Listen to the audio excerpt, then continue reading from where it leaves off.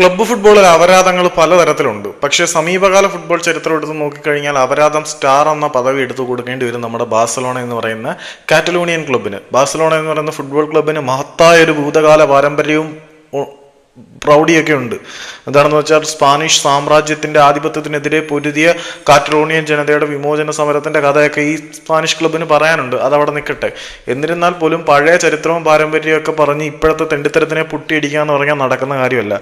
Lionel Messi അവന്മാർ ഊക്കി വിട്ട കാര്യമൊക്കെ എല്ലാവർക്കും അറിയാം. ഇപ്പം സാവിയുടെ കാര്യത്തിലാണ് ഏറ്റവും സങ്കടകരം. മര്യാദയ്ക്ക് സാവി ക്ലബ്ബിൽ നിന്ന് പോകുകയാണെന്ന് പറയുമ്പോൾ ഇവന്മാർ കാലും കയ്യും പിടിച്ചാണ് സാവി അവിടെ പിടിച്ചു നിർത്തിയത്.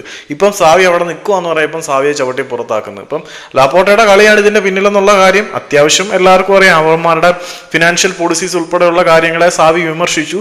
ഇങ്ങനെ വിമർശിക്കുന്നവന്മാരെ വെച്ചുകൊണ്ടിരിക്കുന്ന ഒരു സ്വഭാവം ഇല്ലാത്തത് കൊണ്ട് തന്നെ നിലവിൽ ബാഴ്സ ക്യാമ്പിൽ ചർച്ചകൾ പോഞ്ഞുകൊണ്ടിരിക്കുകയാണ്. സാവിയെ വെച്ച് പൊറപ്പിക്കേണ്ട എന്നാണ് ബാഴ്സയിലെ ചില അധികൃതരുടെ തീരുമാനം. പറഞ്ഞു വരുന്നത് എന്താണെന്ന് വെച്ചാൽ കാല് പിടിച്ച് നിർത്തിയിട്ട് ചവിട്ടി പുറത്താക്കുന്ന അബ്സല്യൂട്ട് തെണ്ടിത്തരത്തിലേക്കാണ് ബാഴ്സ എന്ന അപരാധ ക്ലബിന്റെ പോക്ക്.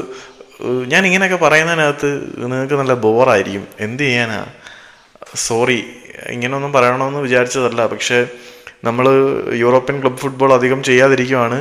പക്ഷേ ഇമാതിരി തെണ്ടിത്തരങ്ങളൊക്കെ ബാഴ്സലോണയെ പോലെ ഒരു ക്ലബ്ബ് കാണിക്കുമ്പം പറയാതിരിക്കുന്നത് ശരിയല്ല. അപ്പം കുറച്ച് ലീഗൽ പോയിന്റുമായിട്ട് ഇൻസ്റ്റയിലോട്ട് തിരിഞ്ഞാലോ എന്നൊരു ആലോചനയുണ്ട്.